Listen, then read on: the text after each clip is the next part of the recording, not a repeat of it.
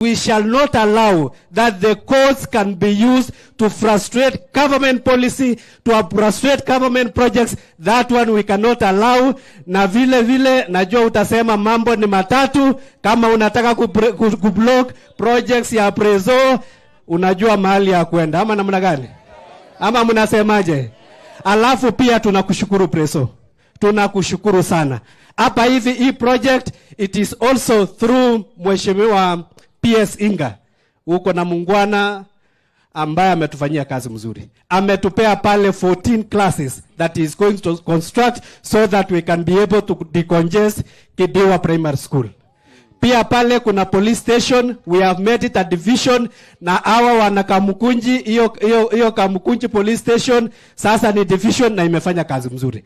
Tunakuomba tu Prezo to expandie so that it can become a real division. Vijana walikuwa wananiambia can we expand the cells, lakini kwa vile hii project sasa imekuja, nadhani hakuna maana ya cells, ndio? Ama mnasemaje? Si hapo iko sawa?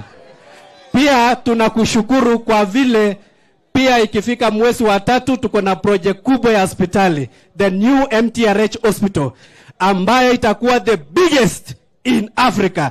Itakonstructiwa pale prisons, pia ni Soi. Simpigie Prezo makofi jameni. Si Mungu ametupenda. Tunashukuru sana kwa vile saa imeenda.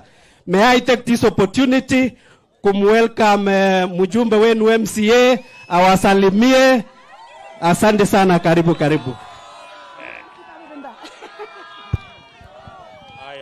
Rais wa Jamhuri ya Kenya, naibu wake, wageni wote, hamjambo?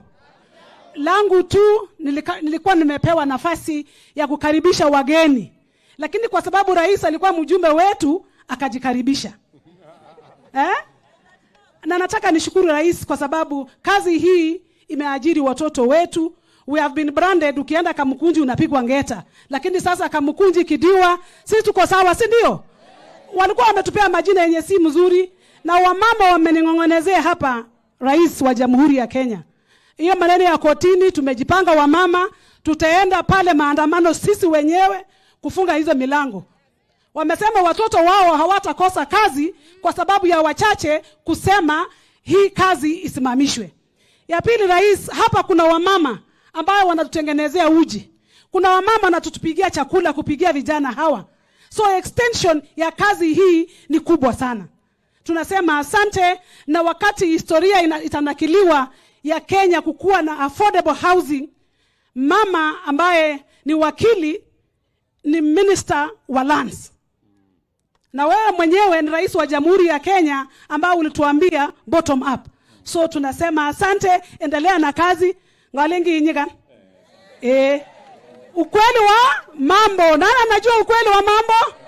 Asante. Asante sana Madam Chirchir. Baada ni ile koti moja.